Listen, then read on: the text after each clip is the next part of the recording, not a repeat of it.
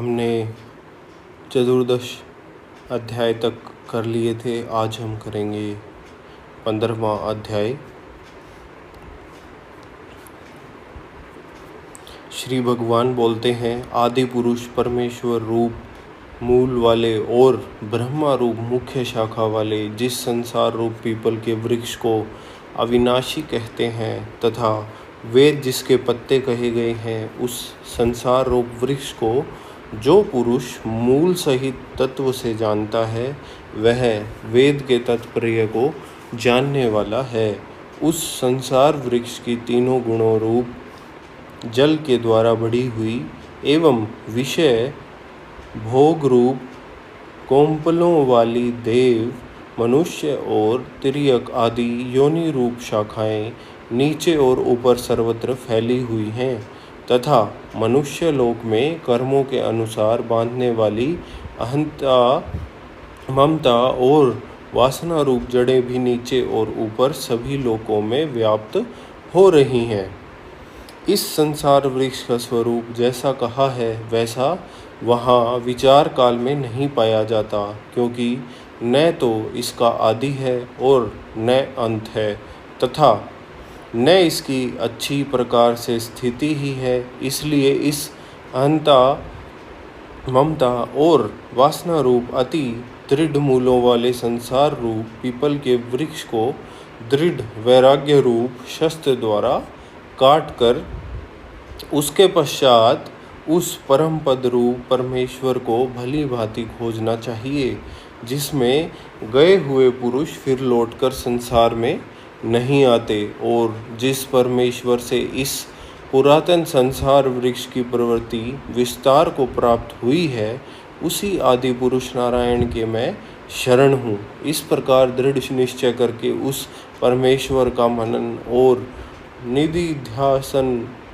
करना चाहिए, जिसका मान और मोह नष्ट हो गया है, जिन्होंने आसक्ति रूप दोष को जीत लिया है, जिनकी परमात्मा के स्वरूप में नित्य स्थिति है और जिनकी कामनाएं पूर्ण रूप से नष्ट हो गई हैं, वे सुख दुख नामक द्वंद्वों से विमुक्त ज्ञानी जन उस अविनाशी परम पद को प्राप्त होते हैं।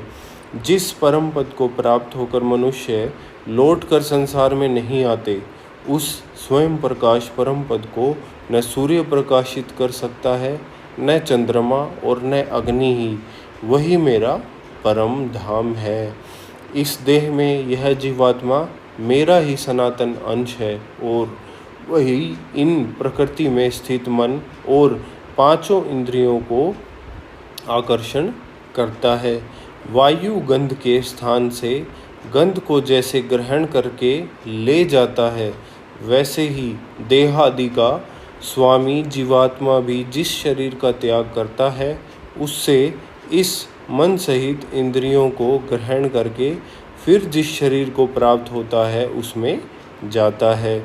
यह जीवात्मा श्रोत्र, चक्षु और त्वचा को तथा रसना, घ्राण और मन को आश्रय करके अर्थात इन सबके सहारे से ही विषयों का सेवन करता है।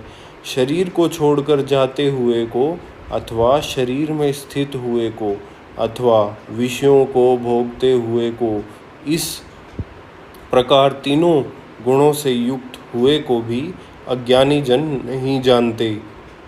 केवल ज्ञान रूप नेत्रों वाले विवेकशील ज्ञानी ही तत्व से जानते हैं। यत्न करने वाले योगी जन भी अपने हृदय में स्थित इस आत्मा को तत्व से जानते हैं, किंतु जिन्होंने अपने अंतःकरण को शुद्ध नहीं किया है, ऐसे अज्ञानी जन तो यत्न करते रहने पर भी इस आत्मा को नहीं जानते। सूर्य में स्थित जो तेज संपूर्ण जगत को प्रकाशित करता है तथा जो तेज चंद्रमा में है और जो अग्नि में है, उसको तू मेरा ही तेज जान और मैं ही पृथ्वी में प्रवेश करके अपनी शक्ति से सब भूतों को धारण करता हूँ और रस स्वरूप अर्थात अमृतमय चंद्रमा होकर संपूर्ण औषधियों को अर्थात वनस्पतियों को पुष्ट करता हूँ। मैं ही सब प्राणियों के शरीर में स्थित रहने वाला प्राण और अपान से संयुक्त वैश्वानर अग्नि रूप होकर 4 प्रकार के अन्न को पचाता हूँ। मैं ही सब प्राणियों के हृदय में अंतर्यामी रूप से स्थित हूँ तथा मुझसे ही स्मृति, ज्ञान और अपोहन होता है और सब वेदों द्वारा मैं ही जानने के योग्य हूँ तथा वेदांत का कर्ता और वेदों को जानने वाला भी मैं ही हूँ। इस संसार में नाशवान और अविनाशी भी ये 2 प्रकार के पुरुष हैं। इनमें संपूर्ण भूत प्राणियों के शरीर तो नाशवान और जीवात्मा अविनाशी कहा जाता है। इन दोनों से उत्तम पुरुष तो अन्य ही है, जो तीनों लोकों में प्रवेश करके सबका धारण पोषण करता है एवं अविनाशी परमेश्वर और परमात्मा इस प्रकार कहा गया है, क्योंकि मैं नाशवान जड़वर्ग क्षेत्र से तो सर्वथा अतीत हूँ और अविनाशी जीवात्मा से भी उत्तम हूँ। इसलिए लोक में और वेद में भी पुरुषोत्तम नाम से प्रसिद्ध हूँ। भारत, जो ज्ञानी पुरुष मुझको इस प्रकार तत्व से पुरुषोत्तम जानता है, वह सर्वज्ञ पुरुष सब प्रकार से निरंतर मुझ वासुदेव परमेश्वर को ही भजता है।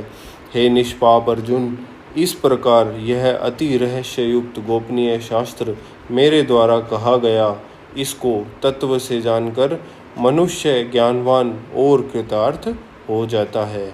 जय श्री कृष्ण।